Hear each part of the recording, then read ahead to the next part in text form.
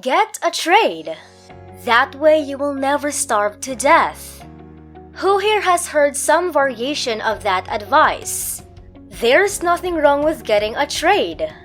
You can become a plumber and you can become very wealthy as a plumber. But listen to the second half of that sentence. Did she say, so that you can become all God intends you to be? Is it so that you can let your light shine? So that you can become wealthy?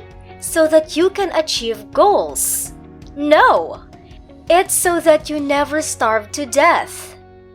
The thinking comes from a place of desperation, and that's the thinking that's handed down generation to generation. The weird part is it's completely invisible to us. Take a look at the building in the video. That is an Industrial Revolution era factory. It's about 100 or maybe 120 years ago. What other building that we have today looks very similar to the factory? It's schools, right? Schools are ran according to the Industrial Revolution age of thinking. Picture this for a second. You drop your kids off at school, or you as a child or dropped off at school, and you line up in neat lines and the teacher blows the whistle or rings the bell, and in your neat lines you go to your workstation and you sit down. You sit down at your little workstation and you work for a number of hours. And then the teacher blows the whistle, rings the bell, and you take out your little lunchbox and you can have some food. Then the whistle goes again, you go back to the workstation and you sit down. It is run according to an Industrial Revolution era factory. Why? Because we are training human beings to be cogs in a system, and we're still doing it. Now, I'm not picking on schools here. The point is not to say that schools are badly run. The point is just to say we have thinking that is invisible to us. We are trained to thought and we are culturalized to act in certain ways that no longer make sense in the modern economy. The old world thinking says become a cog in a system, fit in, don't make waves, and if you're a perfect cog, you'll get your little bit of money. At the end of the day, you can go home. That thinking will keep you poor. I like to call that style of thinking the wheelbarrow way. It basically goes like this. It's like the parents get hold of their child, the young son, the young daughter, they say, "My son, my daughter, you are young and strong. You must go out into the world and earn coins. Here's how you do it. Pick up your wheelbarrow, load it full of bricks, and for every hour that you push your wheelbarrow, you will get 1 coin. If you want a second coin, you have to push your wheelbarrow for a second hour." Now we think like that.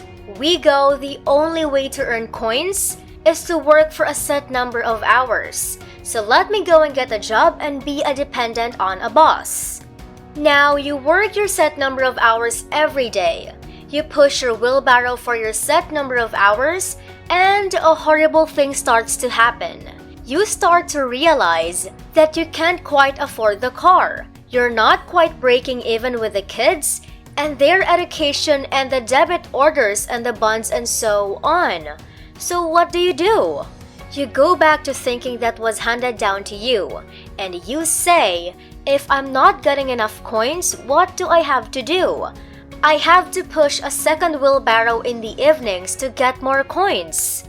That kind of thinking keeps families in generational cycles of poverty. If you take nothing else away from today, this is the one principle that is the most important. Do not tie your earning to the number of hours you work. So as long as we think a number of hours equals a number of coins, we are in financial trouble. Because as a human being, you only have so many hours in a day.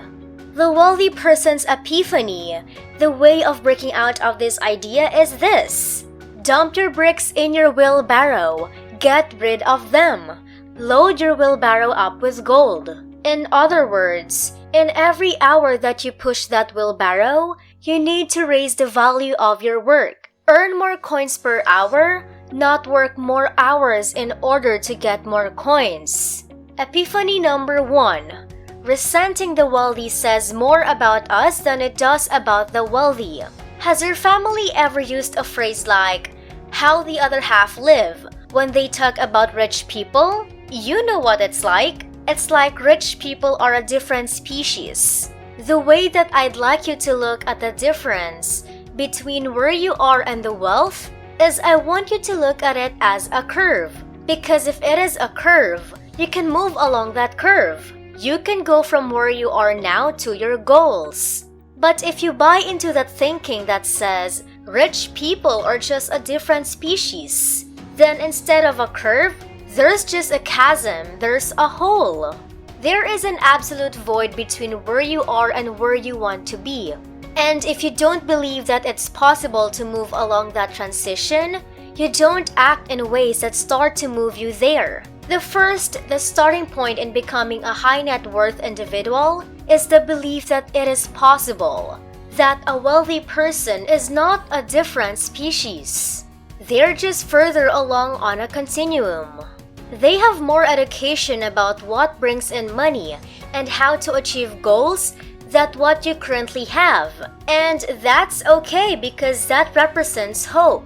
That means you can learn these things, you can do them. Resenting the wealthy says more about us than it does about the wealthy. We often think about wealthy people as they're obviously evil, they're obviously corrupt, they obviously step on people's faces to get where they are now. Forbes magazine paints a different picture of that. They take the highest earning individuals on the planet and they look at how much they give. The stats bear out that wealthy people give more per capita than anyone else. We're not just talking about more money because they actually have more. We're talking about more per individual in percentage form. The idea that wealthy people are obviously stingy, obviously evil, is not borne out by statistics. But of course, there's obviously the odd jerk. You will meet the odd, horrible rich person. They're out there certainly in their numbers, but by and large, it is not a valid rule. That's number 1. There is a fantastic book. It's called Outliers by Malcolm Gladwell. He talks about the difference between people who fail and succeed in anything. And he talks about how in wealthy families, they teach their children something very different to what is taught in middle class and poorer family. And it's just how to interact with authority. The middle classes and poor people are taught to fear authority. And it's Industrial Revolution thinking.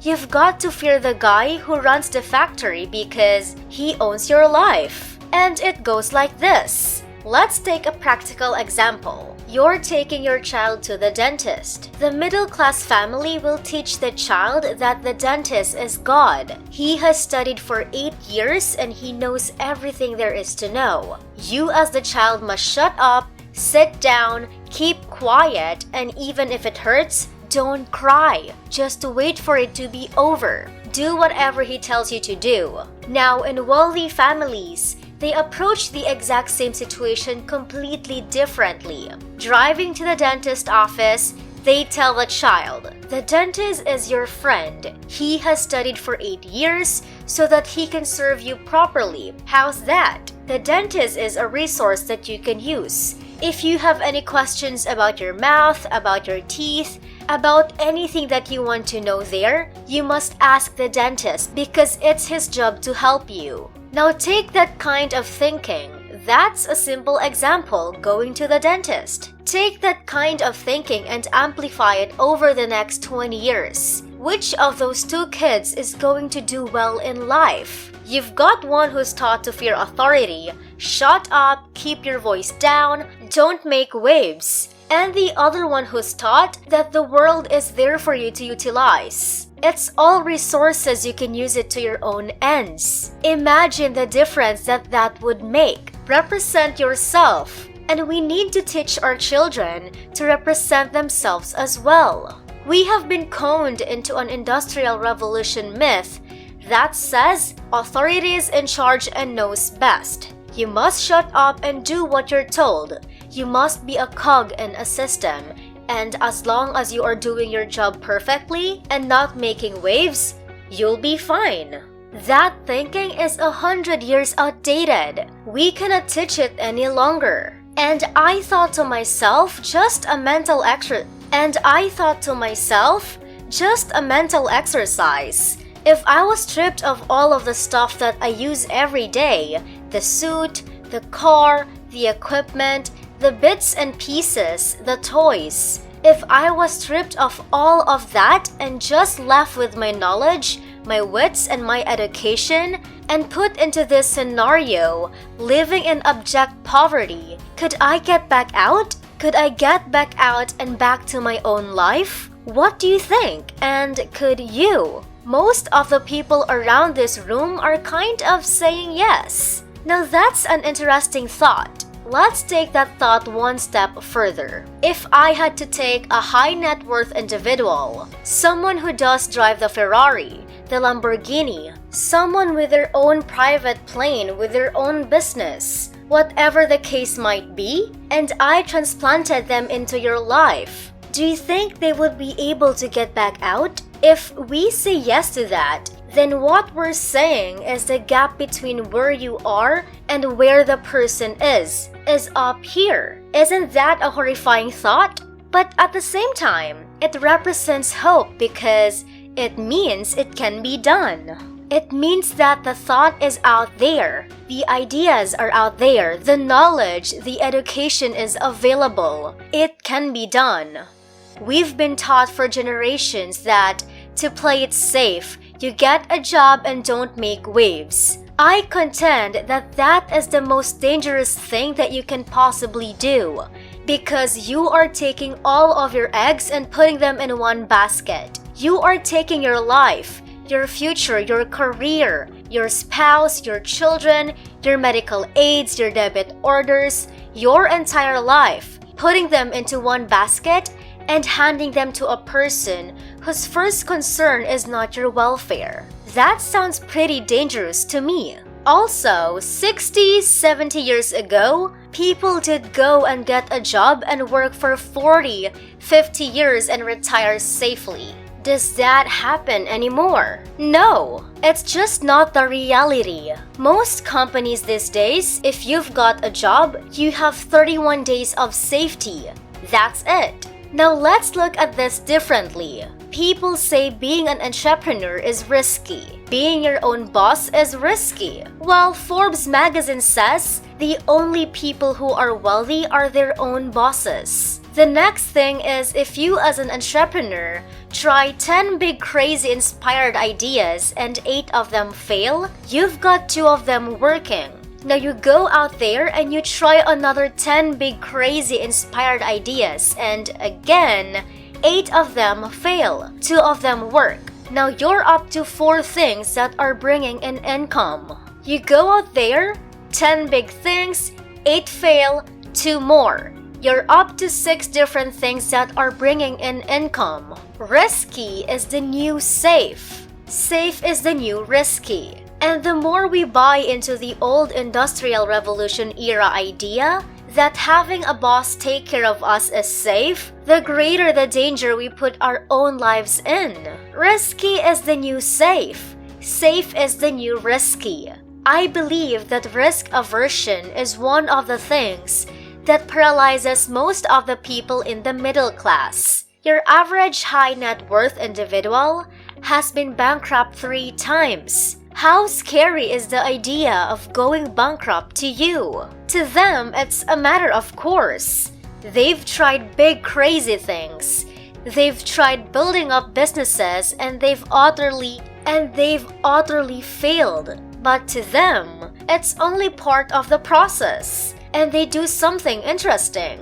And I'd like to invite you to do this. They give themselves permission to fail. Today, at this early stage in your career, make that commitment to yourself. Do yourself a favor. Give yourself permission to fail. It's okay. It's only a bit of embarrassment. It's only a bit of skin off the knees. It's only picking yourself up and trying again. Give yourself permission to fail. Here's a revolutionary thought.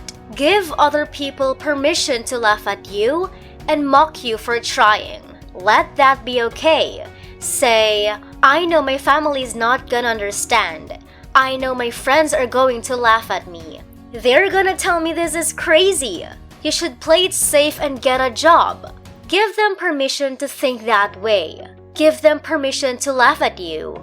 Give yourself permission to try and fail. You need the space. You need the layaway. Be kind to yourself. My final parting thought for today is just this. You are not separated from your goals by a number of years. You are separated from your goals by a number of actions. And that's completely different. Years are an abstract concept. That's like saying, 10, 20 years from now, I'll be wealthy. It's not up to years. It's up to you and your actions. That puts the ball back in your hand, that gives you control, that gives you the power. You're not separated from your goals by a number of years. You're separated from your goals by a number of actions. The word is, as a man thinks, so is he. So ladies and gentlemen, don't think poor. And that ends today's video. We hope you learned something today that you can apply wherever you may be. And as always, see you on our next content.